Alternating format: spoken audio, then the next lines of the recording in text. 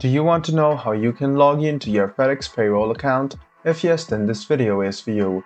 Hello and welcome to How to Log In. It's your host back again with yet another interesting tutorial video. In this video, I'm going to teach you how you can log into your Fedex Payroll account. Go ahead and open any browser on your PC, go to the search bar and then search for Fedex Payroll Login. Click on the second link which appears on your screen.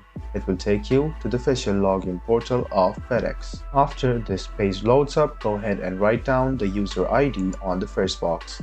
After you write down your user ID, go to the password box and write down your password.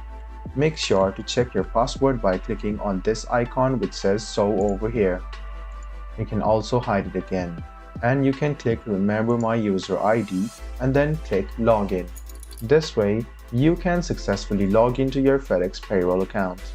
If you need some help about your password and want to reset it, this is the link for you.